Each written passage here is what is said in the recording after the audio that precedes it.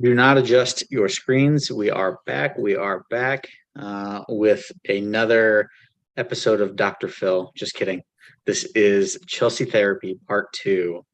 Right now, it's just Joe and I, but we may see some stragglers come in to talk about the beautiful game, to talk about the tumultuous world that is football, the tumultuous world that is the Premier League, and the very, very tumultuous team that is Chelsea Football Club. As always, that is Joe. I am We Don't Talk About Bruno Salter. Zach. Joe, how are we today? I'm doing very well. Been a long day, work, and then directly from work into 2 soccer practices with my girls. So we didn't get home till about an hour ago. Crammed a little dinner in and then jumped on here to talk some footy with my guys. You know, that sounds like a beautiful day. I'm saying, and we in the city world, we took care of business on over the weekend against Liverpool. Yeah, I wish we could say the same. Unfortunately, that was not the case for you guys today. Seems to be somebody once said the definition of insanity is having the same thing happen over and over again and expecting different results. I've heard that before. It hurts. It hurts up here. It hurts right here. Like I don't know, man. I don't. This is one of the most obscure seasons that I can remember as a Chelsea football fan. But truthfully, like if we go more broad scope than this, like we look at the Premier League, what is it? 11 managers have been fired. Been a record number of managers fired this season in the Premier League. No season before this have there been this many firings. And there's more. Chelsea's There's had more 2. coming. And no doubt. Chelsea's had 2, and Southampton have also had 2 that have been. It's a race to 3. So, exactly. I bet Chelsea wins it. Hey, you never know. We're gonna win something. It's gonna be that, damn it. We're gonna hold that trophy. Well, if you there you go. Now, when they hire the new guy, do we count Bruno as getting fired as another one? He is a head coach. He's the head coach, right? I mean, that's technically a firing, right? If he doesn't stay on, your position. And if he doesn't stay on, which I'd imagine he wouldn't, because a new guy, whoever it is, maybe it's the guy behind you, whoever it is, you're gonna want to bring on. Look at that smile, people, right? He looks good in that blue. He does. He does. I had to find a picture of him in a blue shade of blue. Anything. Luckily, Leipzig had a warm-up suit that fit somewhat similar to what we're looking at. I threw this together about a minute and a half before jumping on here.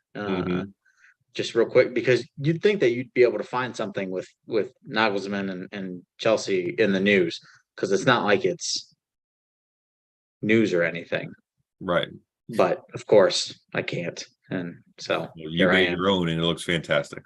I'm trying, man. I'm doing my best here. It's not much, but it's honest work. It's honest. That's right. Honest work out here. So I figured I would jump on here, put Nagelsmann up there, put the Chelsea crest up there.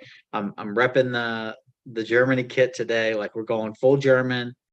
All in. Getting behind my boy here. Because we need something. We need something to believe in.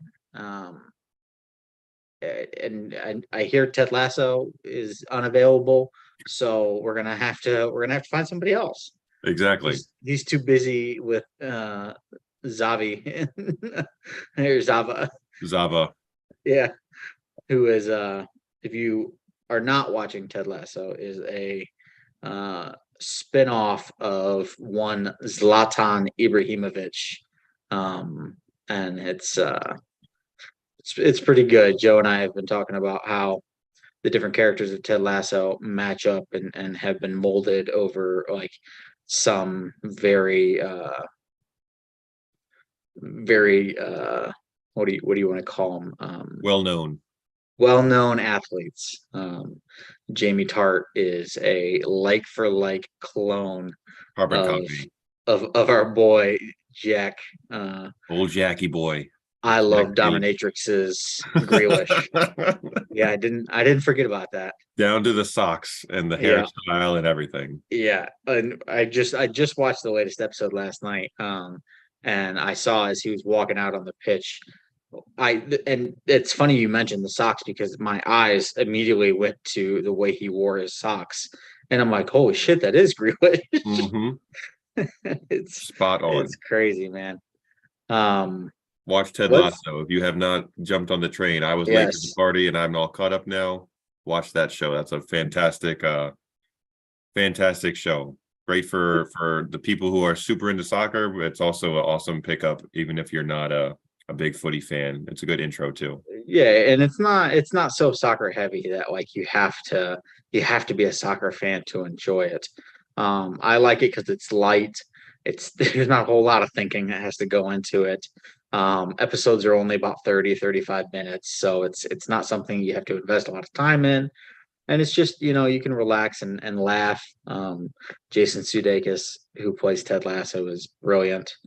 Um, and we've identified my co-star here, Joe, is just like Ted Lasso, and he has kindly dubbed me as Mr.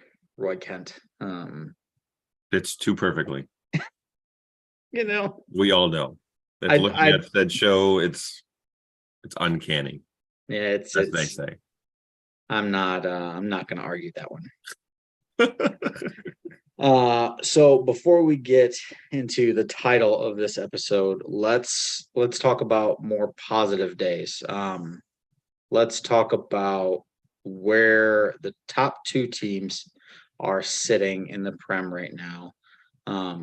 Let's start with the team that is not being represented, um, and currently sitting in first place.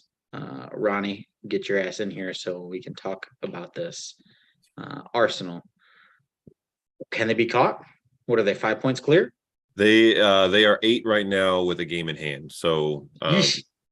So currently, if City win their match in hand, it'll be a 5 point gap with one to play still against each other. So City have to win pretty much every remaining game and hope that Arsenal either lose or drop points in other matches to catch them. So the game is 100%, or the title anyway, is all in their hands. City can only hope at this point that Arsenal drop points, and so far they haven't. Recently, they had a little rough spell where they dropped some points and City gained a little bit of ground, and then we gave some back when we didn't have our a top performance. But I think they can be caught. They haven't been in this position before as a group where they're the front runners and have the pressure on them to win every match going forward. City have done this before. They've been in this position where they're chasing Liverpool and knew they had to win every match, and they went on an 18-19 game win streak to eke out a 1 point Premier League victory. So it can definitely be done, but if Arsenal continue playing the way they have, who's to say that they don't make a run and don't drop points? Because even if they lose to us, they still have a 2 point cushion if we win our game in hand too. So City, however, are rounding into form, even though we had a little layoff with a 2-week international break. They jumped right back into it and they looked really good in the second half against Liverpool. Granted, Liverpool looked like shit. We played through them very easily. Continuation of what we talked about with Liverpool. Just midfield was really non-existent, and the back line just didn't show the typical tenacity and energy that you've seen out of them in the past. But City is in great form right now, and if any team is going to catch someone and chase them down, it would be the team that has won 4 of the last 5 trophies and have done it before. But kudos to Arsenal, and if they do it and they win all the remaining games, even if they lose to us, then they deserve it. They deserve to win the title, and Yeah. we cost ourselves it. There's nothing we could do about it because we didn't perform in certain matches when we should have. So good on them if they win. And that's this perfect timing because you know who's in the waiting room? I hear the knocking. You do He hear said, the "Lem-" knocking. he Let's see says, which "Let me Ron it in." is. Is it because it could be two different Rons. It's gonna be Thierry Henry. Thierry Henry. There he is. Ah, I was right. Thierry Henry it is. Perfect timing because we were just talking about the top two and where we stand in the Premier League. I heard top two. Yeah, That's you, what bro. we were talking about. We were talking about you. And I said they gonna before do we it? started talking about it to bring your ass in here because we need to get some opinions. We need to hear from the Arsenal faithful. So here's where I'm at with it. I'm not fully on 2 feet on. We have to be at least 6 points up when we go to City. Well, you're 8 right now. We have to. It can't be any less than 6. I'm not worried about the Anfield trip on Sunday because that is an awful football team right now. Yeah, they're dreadful. I was you all Chelsea have it's not even an excuse, it's the reality. Like you all are trying to blood in a bunch of players at one time. Now you can say they spent a lot of money, but that takes time to get together. no. Liverpool, you man have been together for too long to play the way you do. That team is a shell of itself. And like just the past, I've watched probably more Liverpool matches this year than I have in previous years.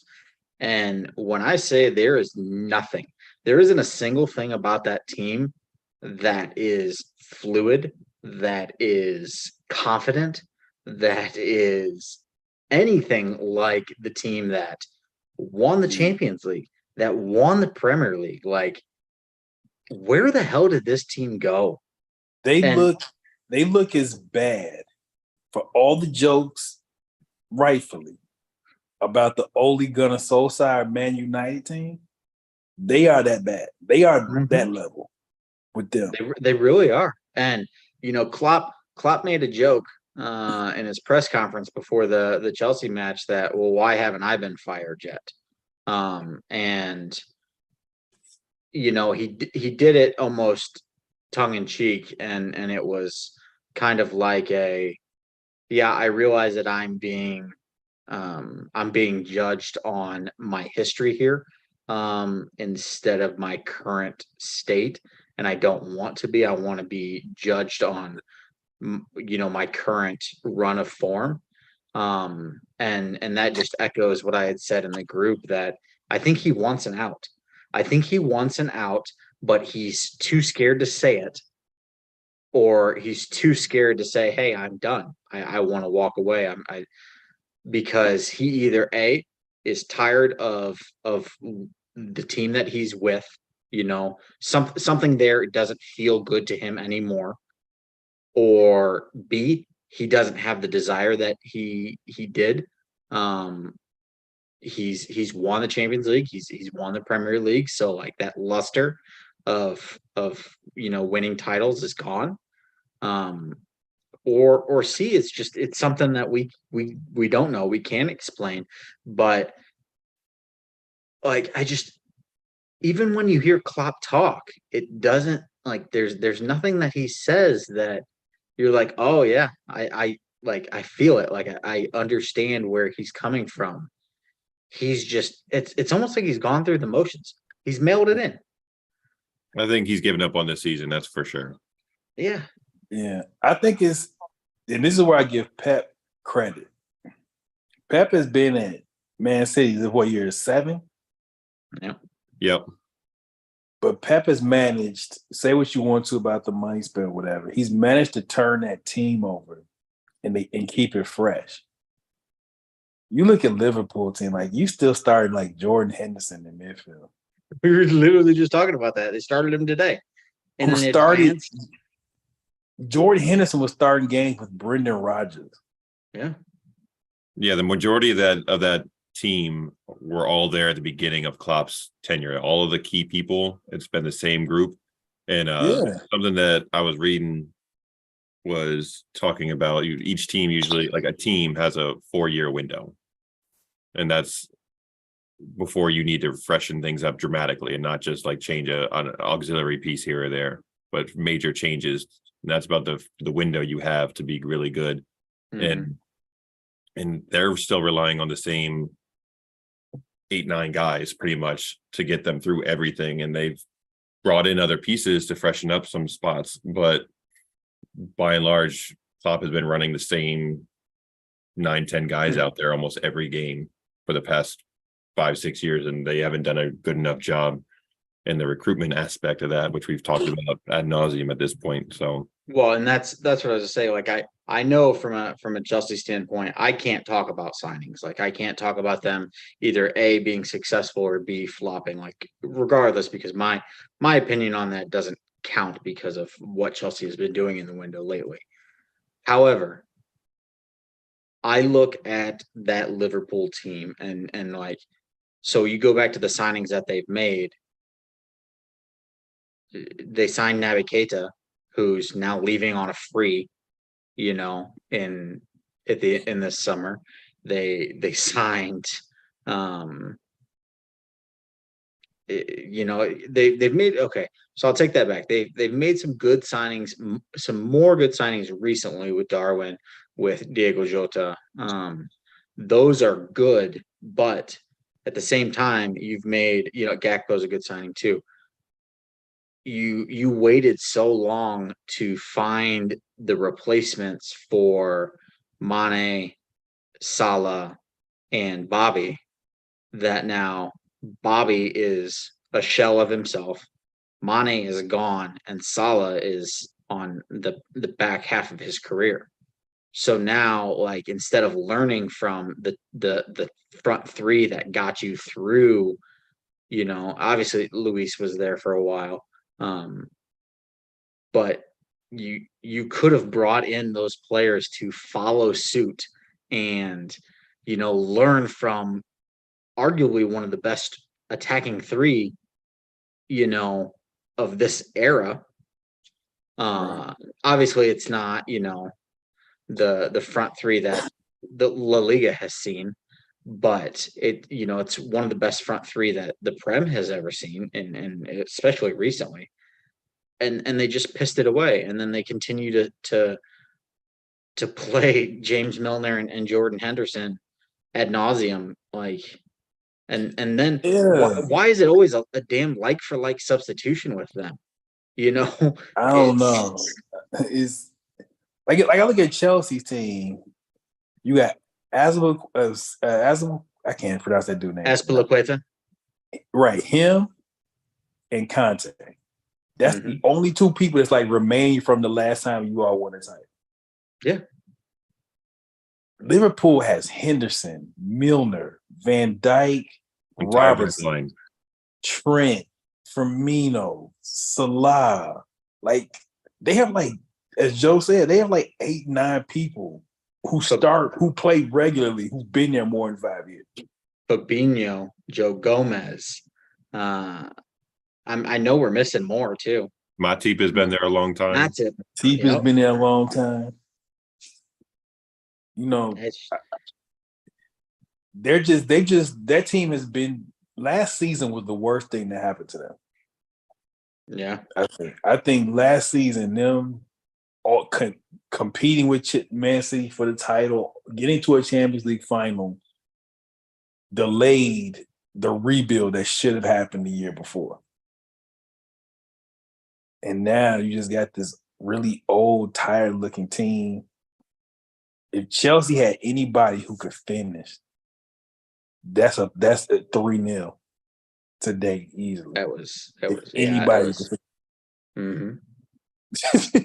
Anybody with confidence, even, like, I just, I honestly I feel this sucks because I feel exactly like the same way I felt with Timo. Mm-hmm. Like the dude is out there giving it everything he has, and either he hits the post, he gets called for a handball, he's a fraction off sides, or like it's just one thing after another, and then once those chips keep hitting, it just takes a toll on you, and you just do the best you can, but you lack all confidence, and that's the same thing we saw with Timo. And this team needs that confidence back. So let me ask you this. If you are a top talent manager, and I'm not you can exclude Chelsea from this. So don't include Chelsea in this question. If you are a top tier manager and you're looking for a new career, let's say that Klopp walks. So Liverpool's open. Is Liverpool a destination that you would want to go to, knowing everything that you know about ownership with FSG, with the state of the team, and or would you rather go to another team? Like, I know Eddie Howe's stuck at Newcastle. It looks like Brighton's found De Zerbi, like, or would you rather go to a team in Italy? Maybe one of the Milans, or is Liverpool still an attractive option,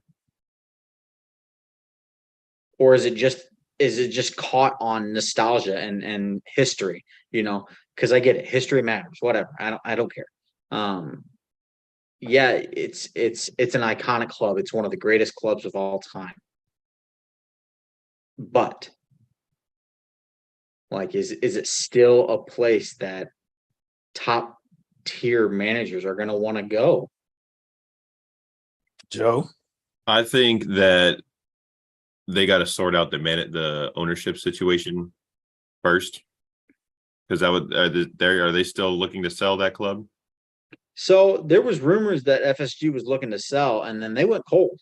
Right. It was I haven't all seen many of it recently. it was all okay. Well, FSG is putting Liverpool up for sale at the same time Man United's up for sale, Right. and the Glazers, and then the Glazers are like, yeah, full steam ahead. Let's get the hell out of this train. Yep. And FSG is like, nah, just kidding. We just want more money. Right. But I think, knowing that if ownership is settled, then I think it's still a top tier job, even with the state of things, knowing that it's going to be a fairly large rebuild that needs to happen, with their midfield and back line probably needs some refreshing. I think you're pretty solid in the forward positions with Nunez and Jota, and when Luis Diaz gets back, and then Alisson's still a top tier keeper, but you got some work to do in the midfield and along the defense. But I think it's still a draw for most big name managers, because they're top tier guys are going to look for clubs like Liverpool that can carry some prestige and have that recent history. They've performed well in most competitions outside of this year, and then one year where they had an absurd amount of injuries and we won by like 20 points. But I You think just had to add that shit, didn't you? Yeah, he just threw that in there. No, Yeah. just threw that. Hey, but we won by 20 points. Hey, I just leave would- facts here. I would say I know, Zach, you said you didn't want to leave Chelsea out of it, but honestly, I would take the Chelsea job over the Liverpool job,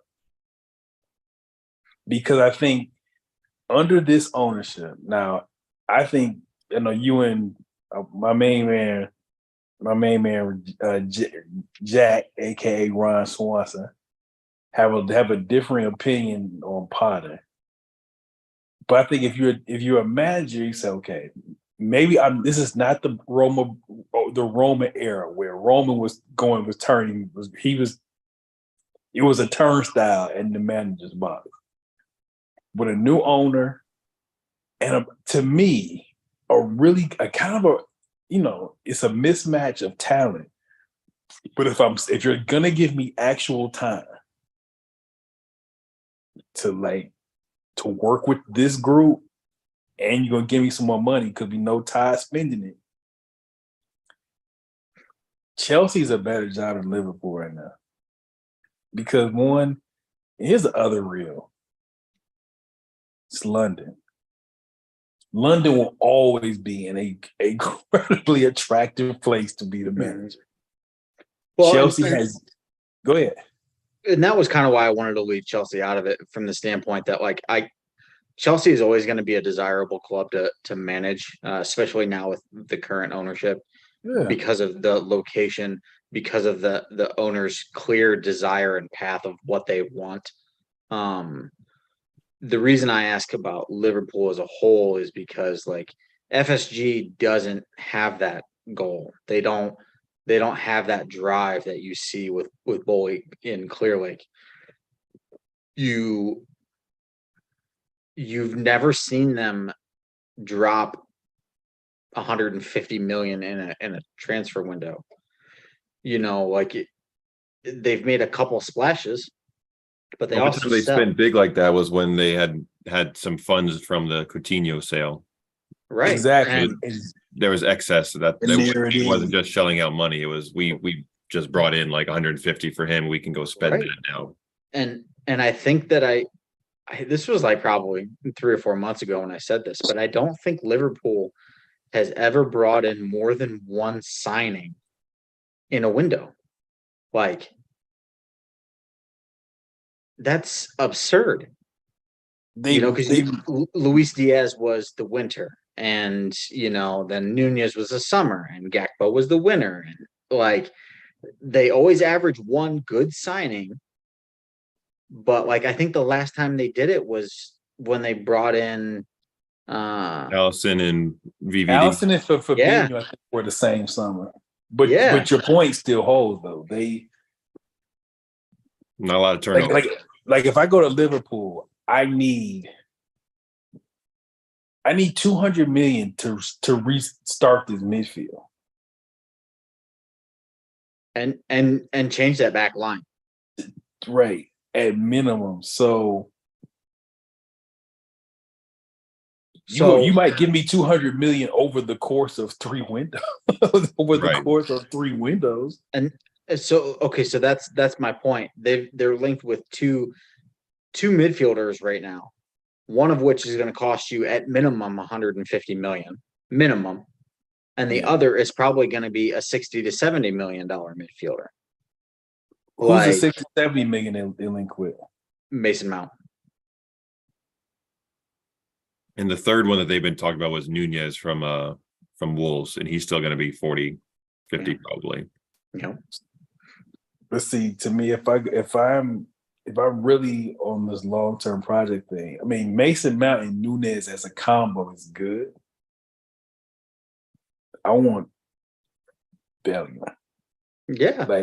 To me, I'm not going to win. I'm not going to compete for a title if you just give me Nunez and Mason Mount. But at the same token, you're not going to compete for a title if you have Bellingham and then you line up Jordan fucking Henderson next to him again. That's also very much true. And you're probably not getting Jude if you don't have European football on right now, high level European football, i.e. the Champions League. So I don't think he's going to go there if they finish 5th or 6th. Listen, I'm gonna say this: if I need there to be a salary cap or something, because if there's no way Man City can be allowed to get Bellingham. Not even allowable. You don't think he would come to North London? No, because I don't think he wouldn't, because I don't think Arteta, I think, it has worked, so I can't really knock him. I think he not that he wants to go cheap, but I don't think he wants to really deal with a star. I mean, I get that, but So I at the think. same token, would Bellingham not slot in automatically at Oh my any God! spot? Like, I tell you this. I have not bought a shirt since the Arsenal '02 days of Thierry Henry. If we end up with Bellingham, I will absolutely buy the shirt. I all will right, you absolutely heard it. buy You heard it here first. it. Clip it up Jude Bellingham jersey on order. on order. Day one. Every Not from the home, boot, not from away, Amazon, third kit. not from Amazon, not from the bootleg shop. I will go on the Arsenal's arsenal.com shop and buy it and pay the international shipping for that shirt. I don't think we're gonna be in it for Bellingham. I think y'all are much more desirable than Liverpool. I think Oh, y'all would absolutely be in the race over them.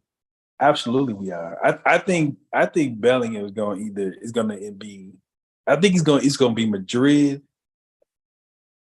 I think City will be in it. I could even see. And I'm my man Diego's not here, so I don't usually like to talk trash about people when they like not in my face. I think Barcelona will somehow pull the ninth lever and the 10th lever, and they will be in the Jude Bellingham sweepstakes if they can't get Messi back.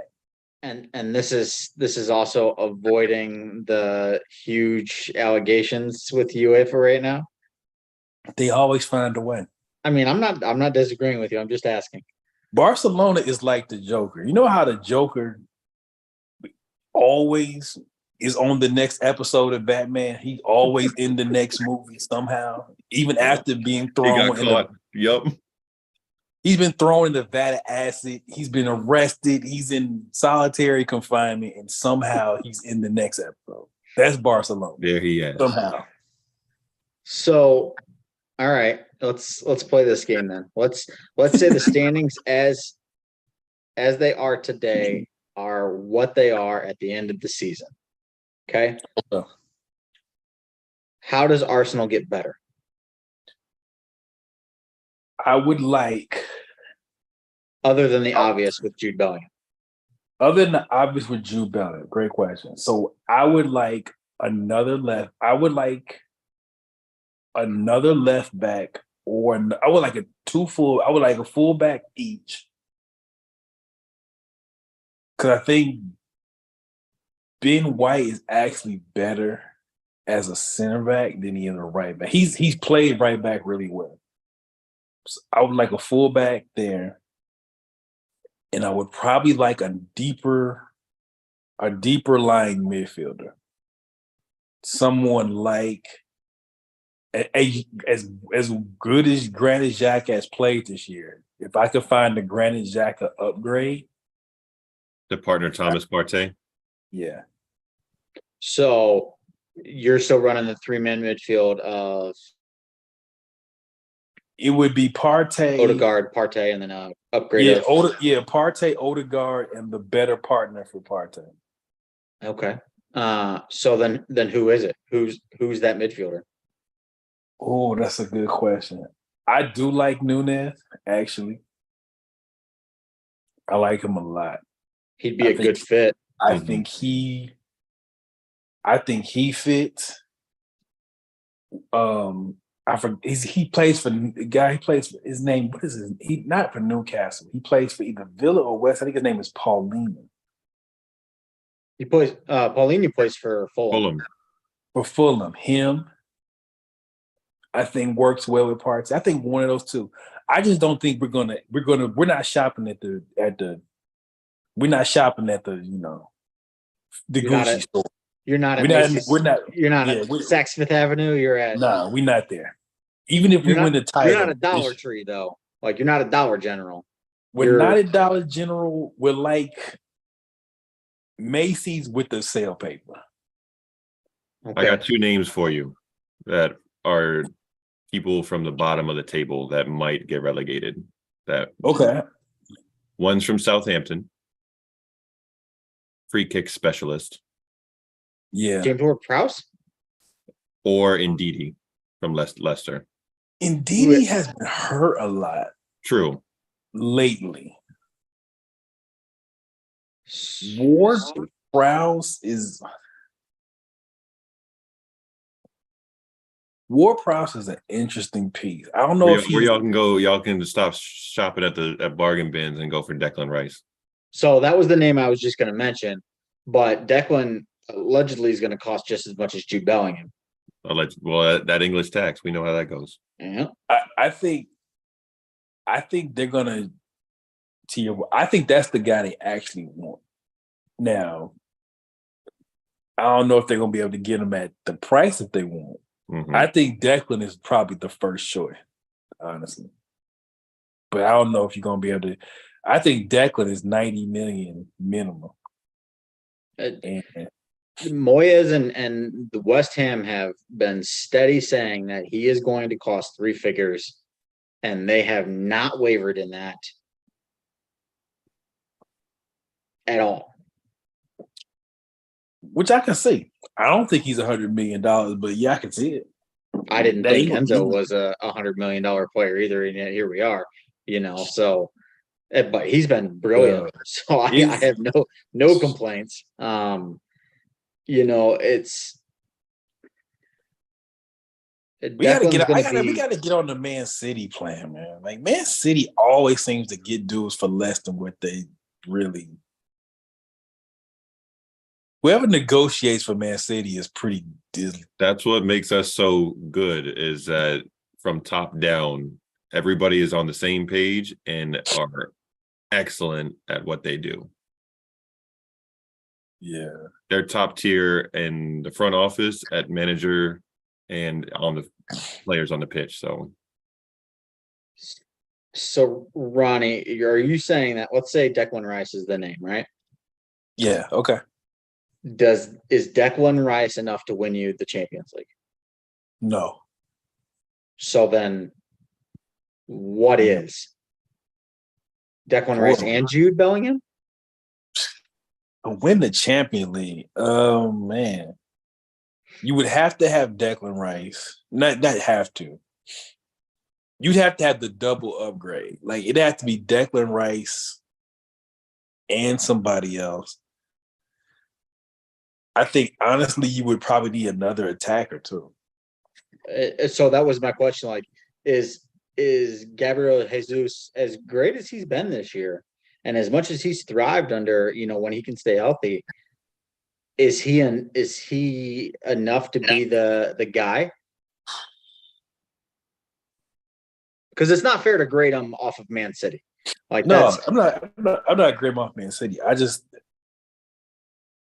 because we had just a great question, man. I think you would need another attacker because here's the thing, and as much as I like him as a player, we still haven't seen. We talked about this on the show. We talk about an inexperienced team winning a Champions League. Mm-hmm.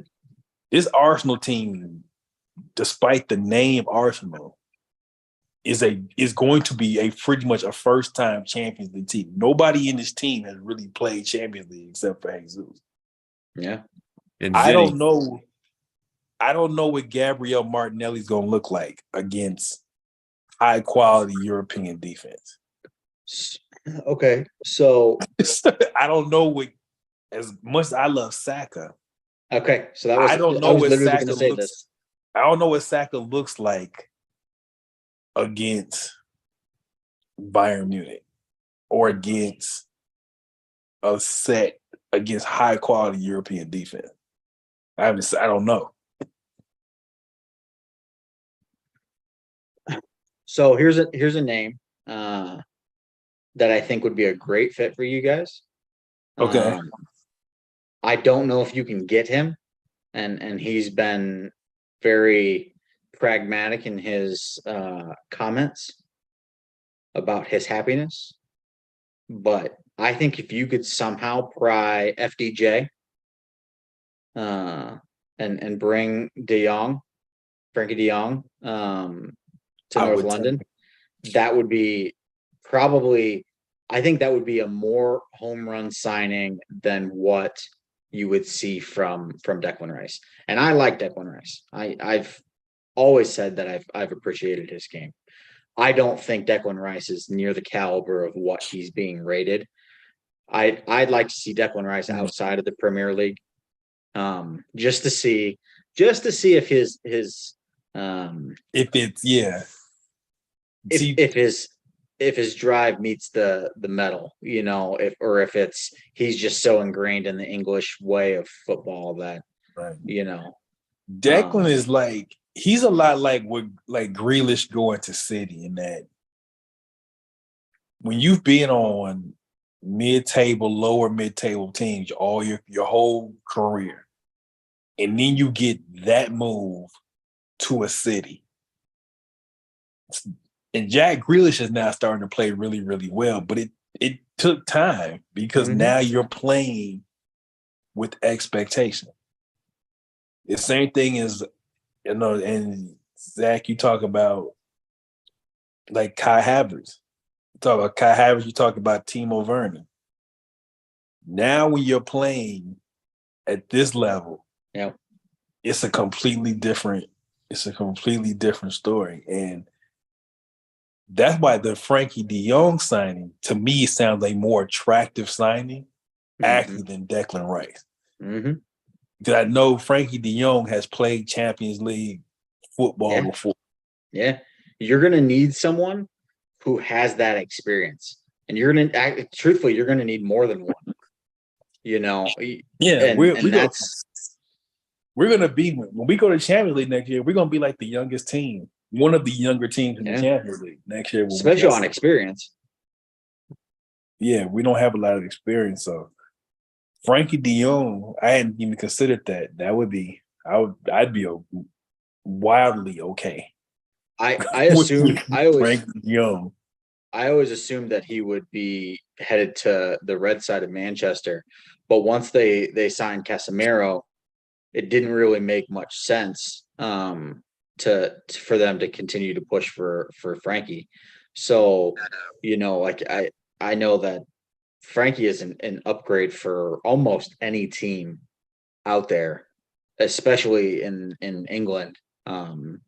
Maybe San City, maybe, and this is still iffy, maybe not Chelsea, given that they have Conte and Enzo, but I think he slots in as one of the best midfielders out there. You know who I would take, but I don't think they will ever sell us another player ever again in life after this year. I'll take Joe's guy. I got a lot Rodri? of one. Joe's guy, Cancelo. Oh, Zhao? He is going to be on the market. Fit. He's going to be on the market. But I don't think Man City will ever sell. I think after this Zinchenko and Jay, they like, no, don't. Our number's blocked. Lose my number. Lose the number, bro. Lose the number, man. Don't.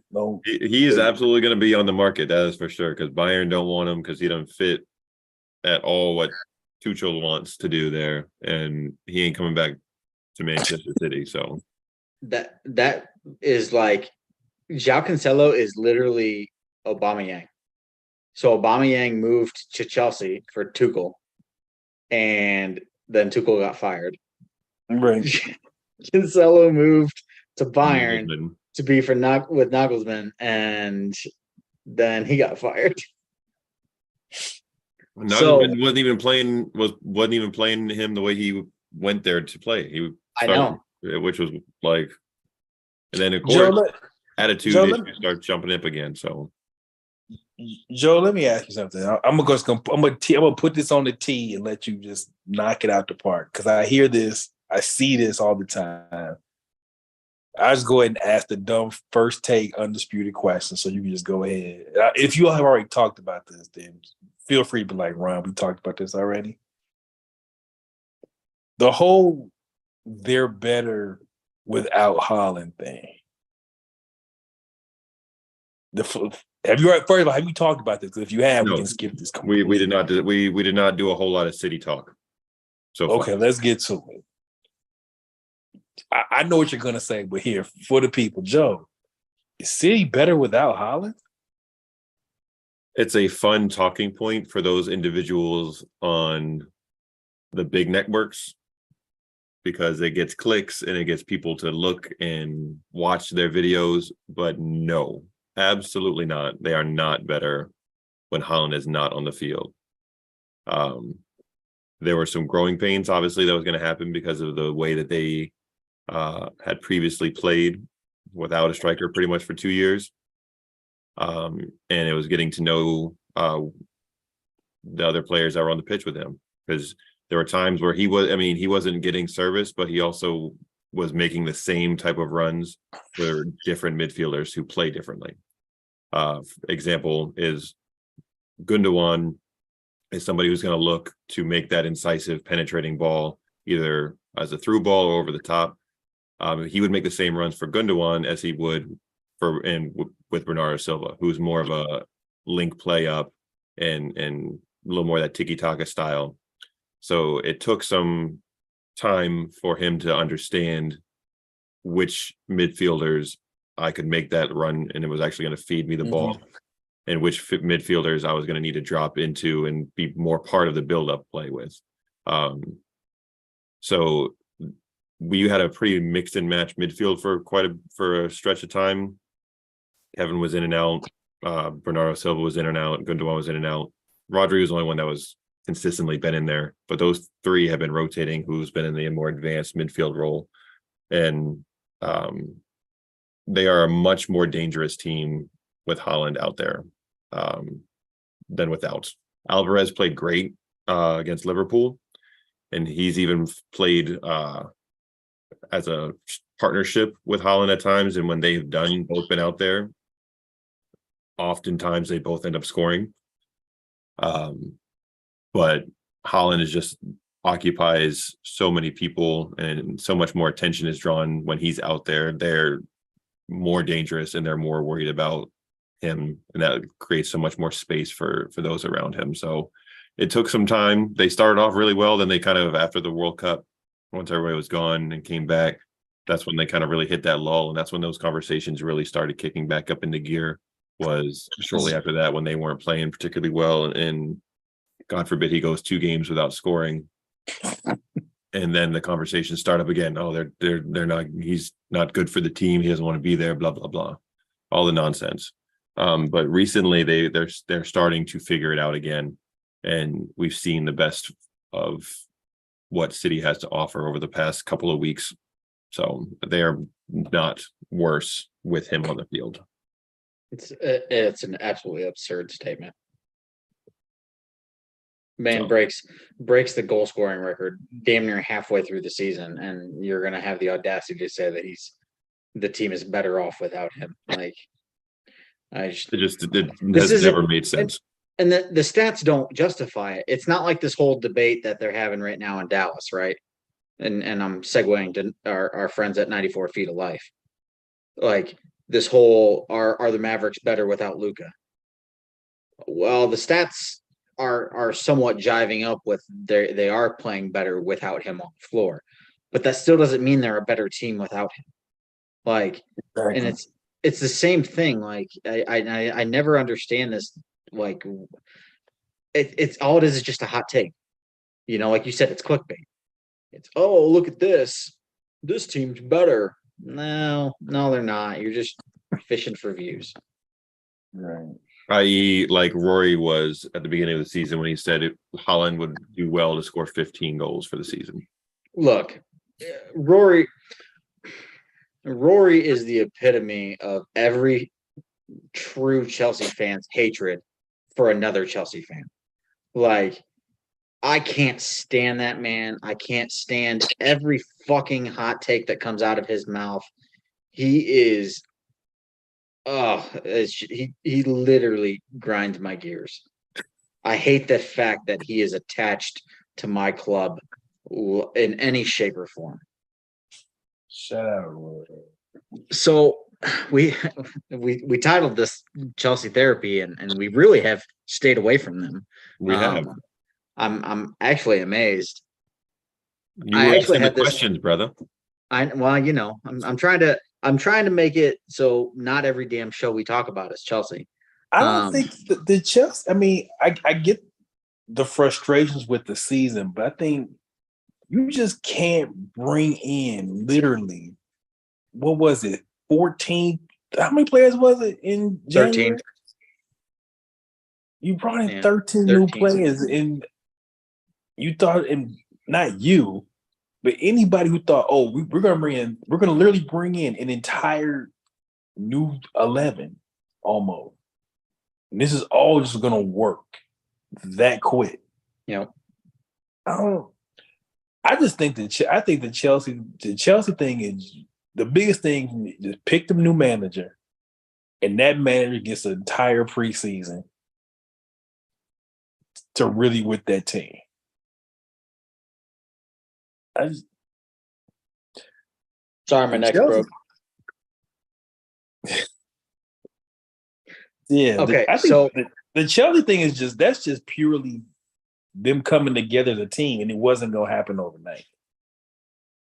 I want to ask you guys a question because I don't want to come off as biased or think that I'm wrong in this, but I was ironically I was actually having this discussion with my wife tonight, which is weird to have a soccer conversation with her. But I feel like Chelsea is at a juncture where they can no longer have a manager that does not have a pedigree that is proven at the highest level. And I think that Potter is proving that concept. I don't think Potter is a bad manager by any means. I think we've all come to the realization that he was over his head. It was just too big of a club too soon with way too high of expectations and too many changes. There's so many changes, and on top of the high expectations and the enormity of the club. It really was an Perfect impossible storm. scenario. Yeah. I think, I know we have our jokes about it. I think bringing in all those players was a mistake for him because I don't even think he really had his imprint on what that team was going to be. Right. And then you just go, as Joe talked about, you just do these sweeping changes when he's still implementing his style. So I think it's a results business or whatever, but that was a bad deal for him to have all that happen at one time.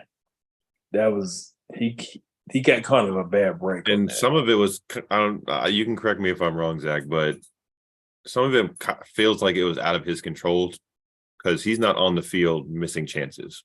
Agreed. It's not like they weren't creating chances, and there was oftentimes we had 7, 8, 9 shots on goal. It's not, he can't do anything about missed chances like that on the field. Right.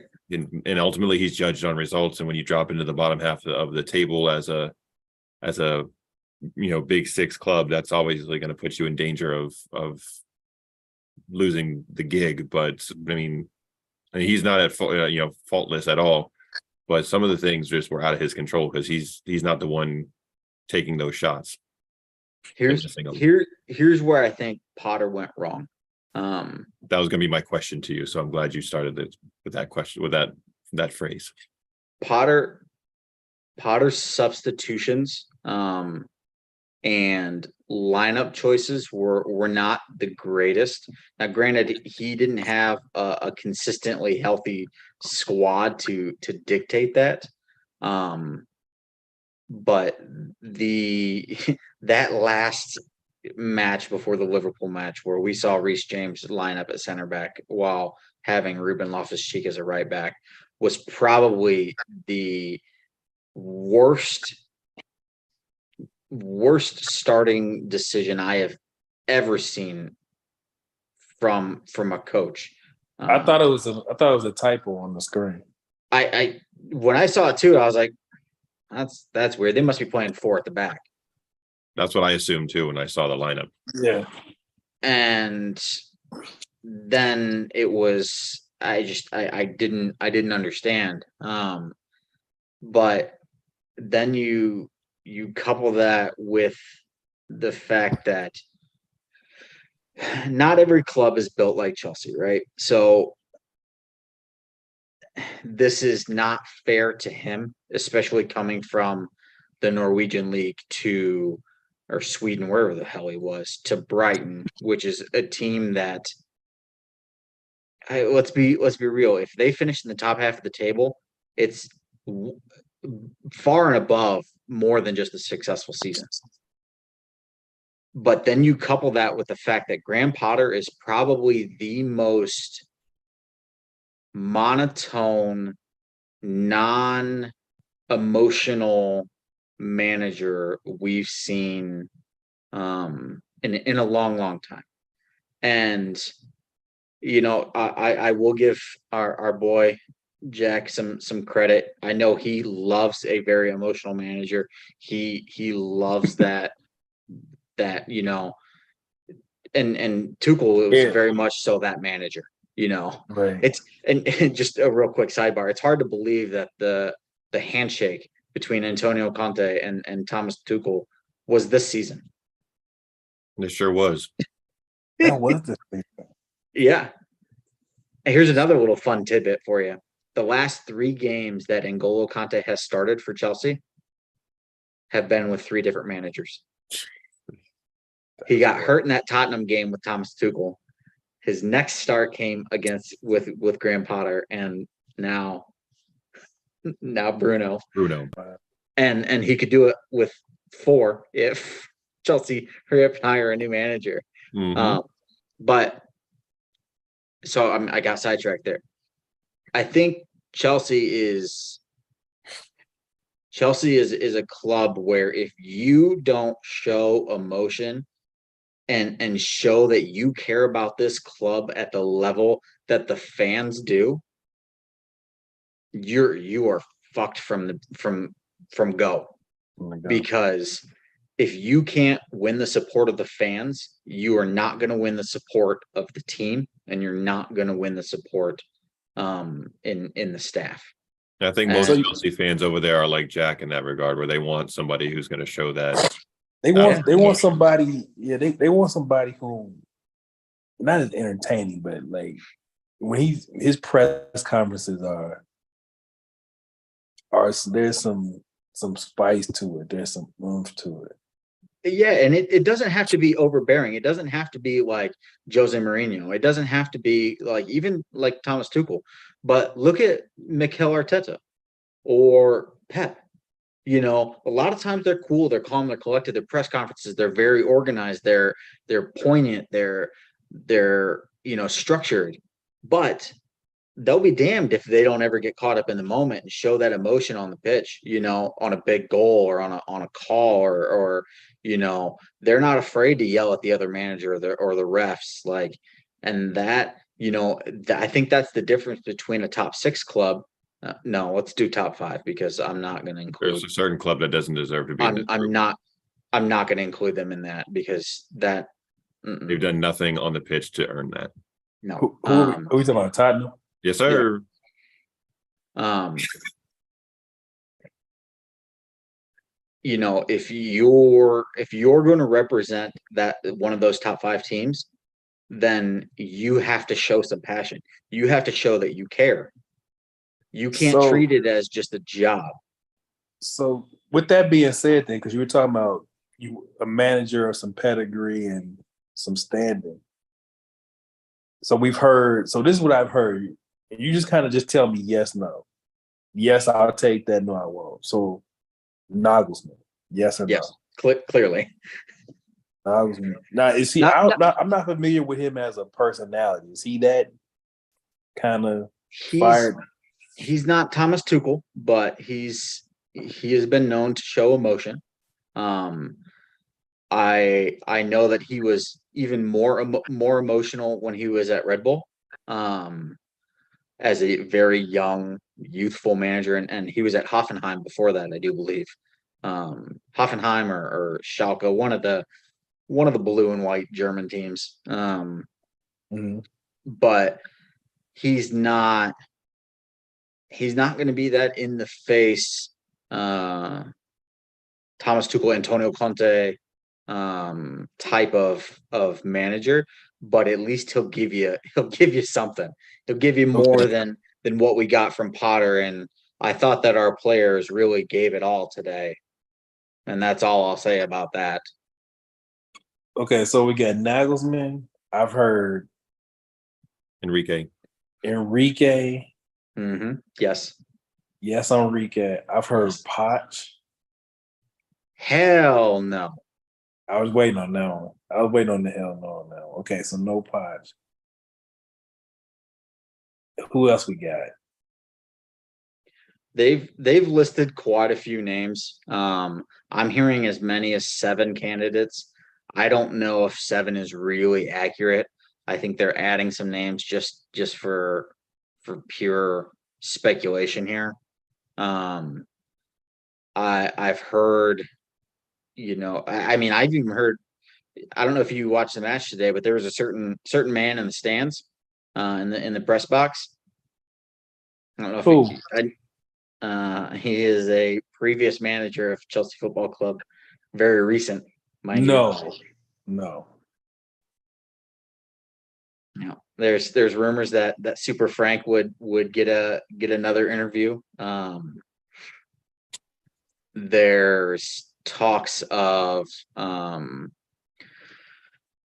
shit, what's his name?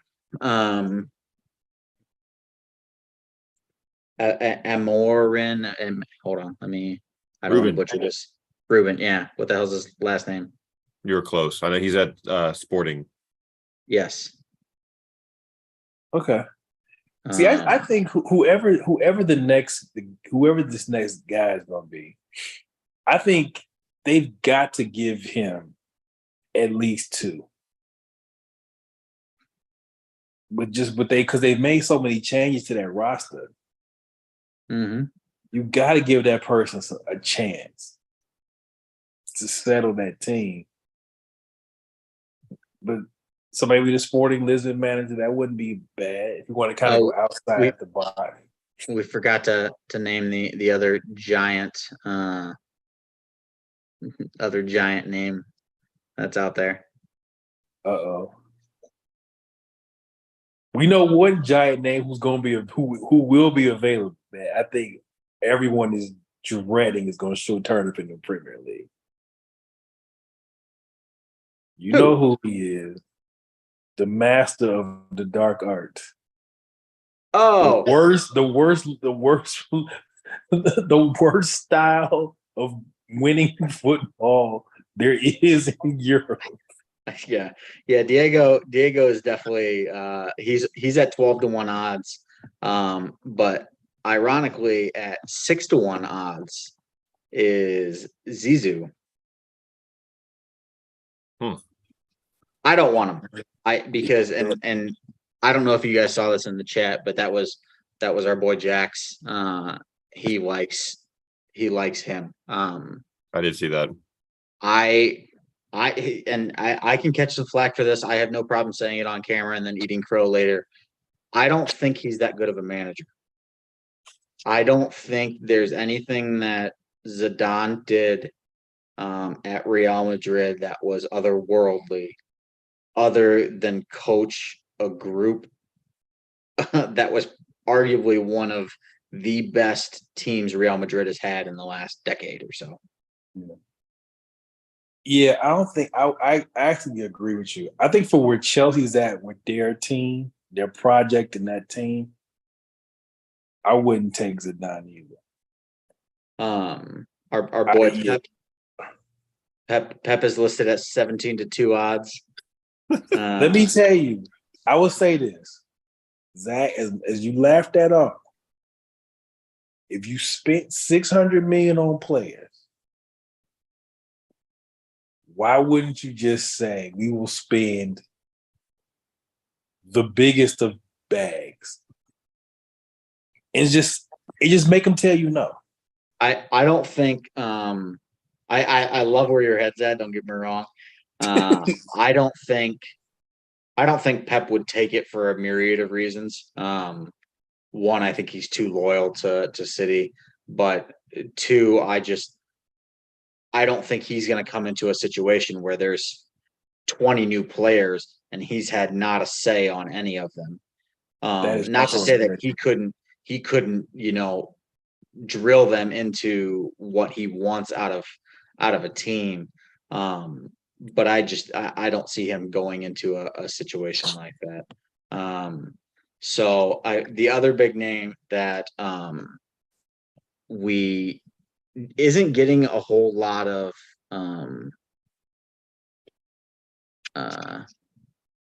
name recognition is Eintracht Frankfurt's coach right now, Oliver Glasner. He's an Austrian coach and he's doing really good job. He's doing a really good job at Eintracht. He's got really good odds. He's very, very familiar with the Red Bull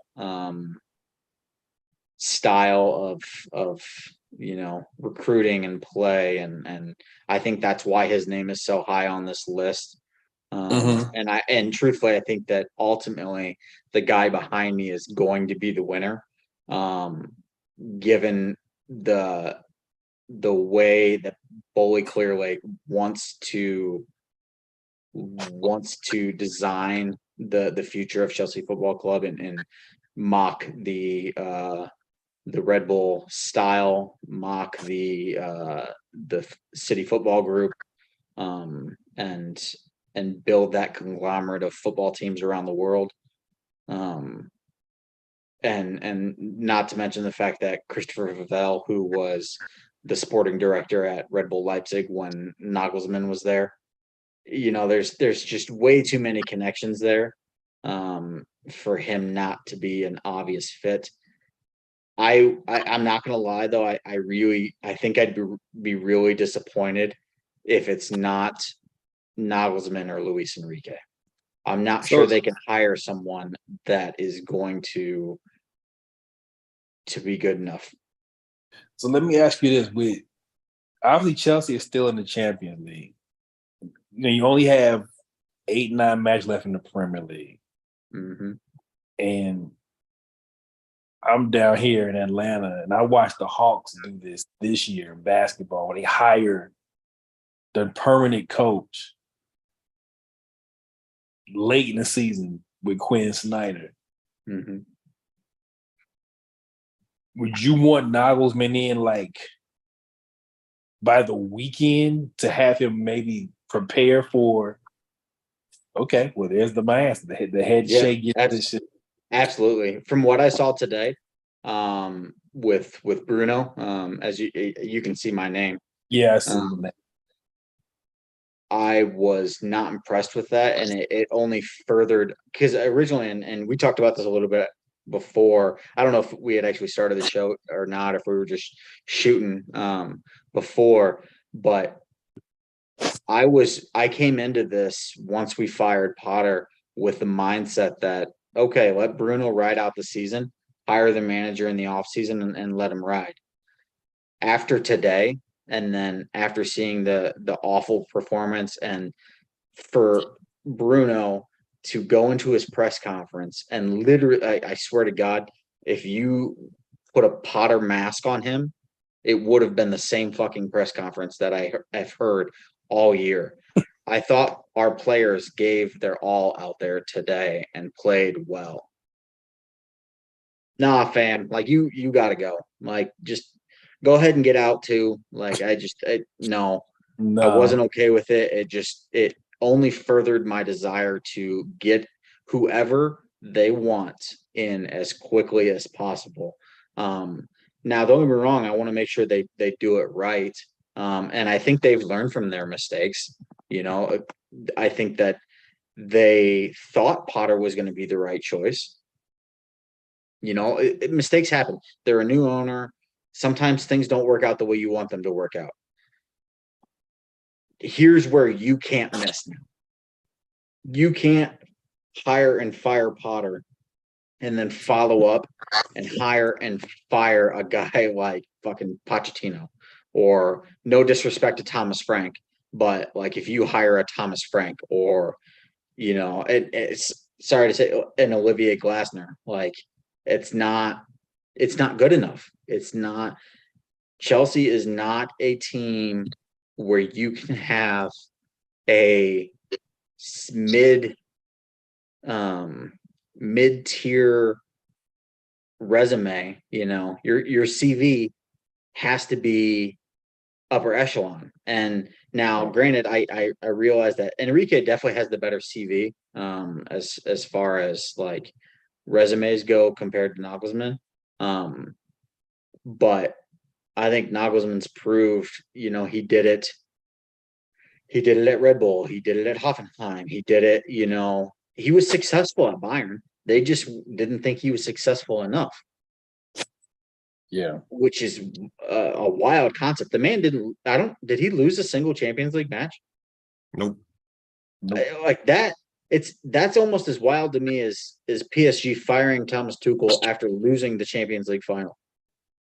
You hadn't been to a Champions League final in eons, and then you make it, and because he lost, you decide to, peace. And that's kind of how I felt about the Nagelsmann fire. Now I get it. They turned around and hired Thomas, but I don't think there is any world where you cannot hire someone with a resume that's not top tier. And maybe that opens the door to guys like Diego, which would. I don't know how I would survive as a Chelsea fan if Diego Simeone became the head coach. Yeah, Very brutal. I would come on this show in the most miserable fashion. That would. Diego. Yeah, Diego is gonna. I don't know if Diego's where. That ain't the move. I don't think. And we said earlier, Zach, about definition of insanity was doing the same thing over and over again and expecting different results. And that's exactly what it would be if you brought in someone like Thomas Frank, who's a great manager for Brentford. Yeah.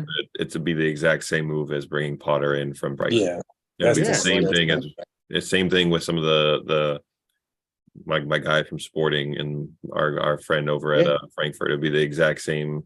Who might be fine managers at those clubs and might go on to manage a big club at some point, but at this stage, it would be doing the exact same thing you just did and expect a different result out of it, and it would not. Don't be cute. Be a big name guy.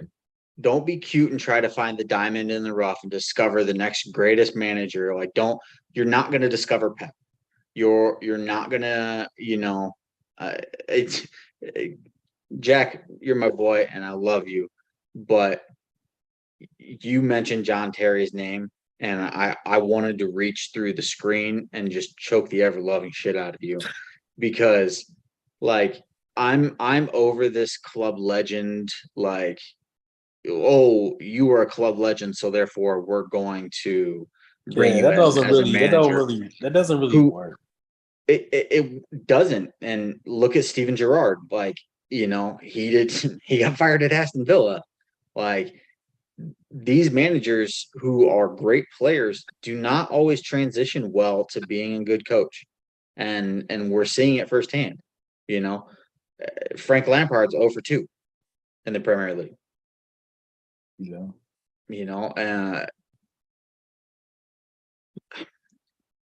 Get your boy in the comments before I smack him. Which one? You? Oh, I just see it now. I just saw it.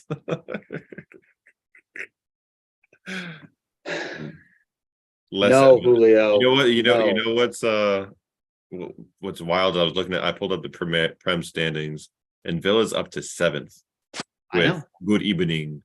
Good evening. Good evening. They're up to 7th But- now. They but were guess like what? relegation zone with Gerard.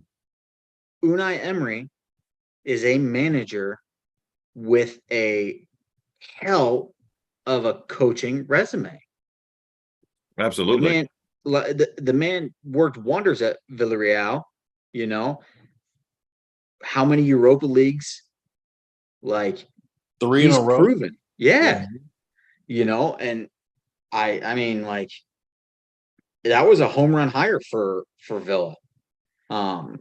And that's what I'm saying is if you want to be a Big Six club, if you want to be a perennial Champions League team, you can't go into this hiring a manager who doesn't have the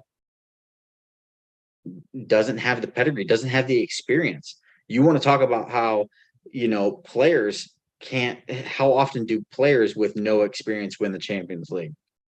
You're sure as hell not going to do it with a coach without any experience. And I think, and especially in a time where the manager now, in this era of football, the manager is the star. Mm-hmm. Pep is the star. Ancelotti is the star. Mourinho, yeah, the manager is the star now. So if you think Nagelsmann is like the next star, and he's also young enough that he could build with that team. He's younger than we are. He's 35. Yeah. He's not turned he's 36 young. this summer. He's only 35 years old. Yeah, if I was Chelsea, I don't think I would use that. I don't think I can really waste a lot of time. That's the home run hire right there for them, I think. Yep. It checks all the boxes of what they are probably looking for. If you create a checklist of what you want out of your manager for that particular project, I think he checks 99% of the boxes for him. And that's the only reason I think that you have two options. It's either Nagelsmann or Enrique, because Enrique has proven on the national level. Right. He's proven it at Barcelona. The Barcelona was a little skewed with the team that he had, but a little bit. a little bit. Like you got to have that pedigree. You got to have you got to have the desire and the experience. I think guys like Pochettino, he's an okay manager. I think he's destined for clubs like Tottenham. Yeah, I think Tottenham needs to just tie Poch back. I think honestly Just I think call that's it where a- he is. just- I think that's yeah, going to be just- their next hire. Yeah, it's called a day. Let's call it a day. And they'll continue to be that beacon of mediocrity. Now, if I was Tottenham, take the whole forget your North London rivalry, whatever. I'd be calling Unai. Yeah. As much as I Time think to Unai upgrade. personally, yeah, Unai got a raw deal at Arsenal, honestly, but that's a whole nother story. But yeah, Unai and Poch is that level of manager for someone like Tottenham. Like, Yeah, that's your level. A B manager. Mhm. There's nothing wrong with that. I mean, But go ahead. there's absolutely a lot of things wrong with that, but There's a lot of things wrong with it, but they're not Appears to be playing good in enough for them. Yeah, it's Their good enough ownership for group. you. It's good enough for you. You're not playing in the Man City, Chelsea, Arsenal, Man United, even Liverpool on their worst day. You're not playing at that level. Well, we've seen what A-list managers are like there. They've had two. They've had two there, and two both were the biggest clashes of anything I've ever seen. Jose and Antonio were just that was destined to fail. And Antonio. they both won trophies at every club that they've managed except for one. Except that one. Maybe Antonio it's not you, it's me. Precisely. That's Antonio exactly Antonio got on Southwest Airlines and I didn't even know Southwest Airlines had international. He got on Frontier. He went Frontier. Spirit I'm out of Airlines. here. Yeah. I'm flying to the house. Y'all call me. Just call me. Send me my check. Send me my check, bro. You know what? I don't even want my last check. I don't even need it. Good. I don't want any more ties with you. No.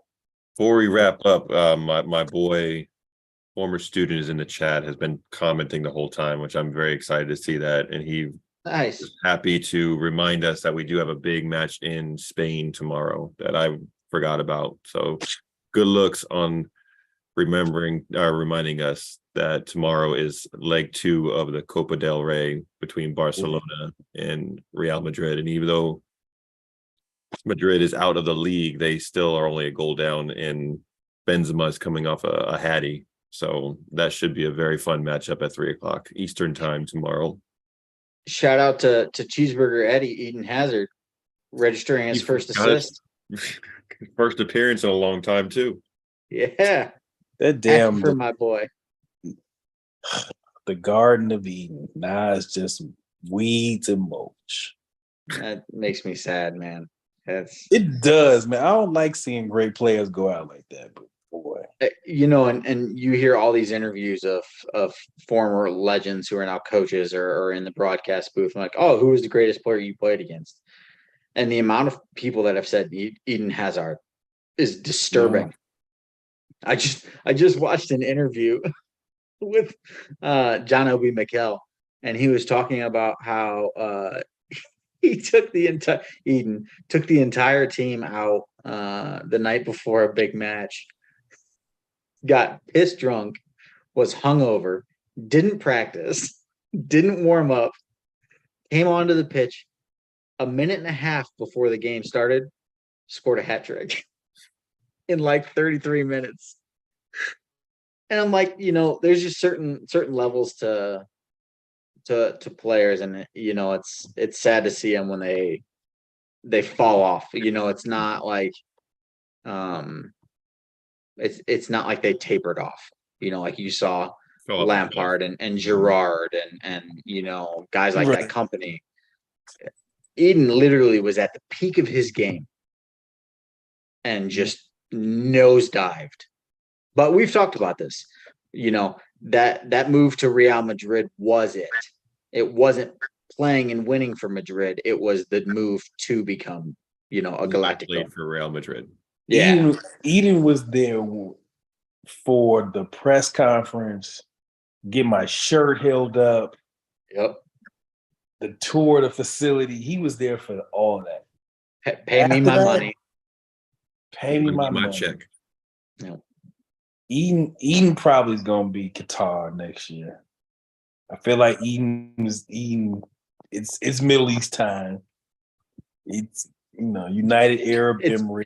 Yeah, it's either that or China, because China's still paying them ridiculous weekly wages, just like Saudi Arabia is trying to do. Well, fellas, I think this is probably a good time to wrap up. Absolutely. Ryan, thank you for joining us. I know you've had a long night chatting. Absolutely, man. I had to get on because I played this. If we beat Liverpool Sunday, I'm almost ready to declare it over. Almost. Now, real quick, Ronnie, I do remember you making a post the other day when Liverpool played City, and you said, Liverpool, can you do me a favor real quick? And then you said, answer, nope. So you better hope that doesn't come back to bite you. I hope it doesn't come back to bite me because we have had some terrible nights at Anfield. We've had some absolutely atrocious nights. The sad thing is, though, that Liverpool are actually worse at home than they are away this year.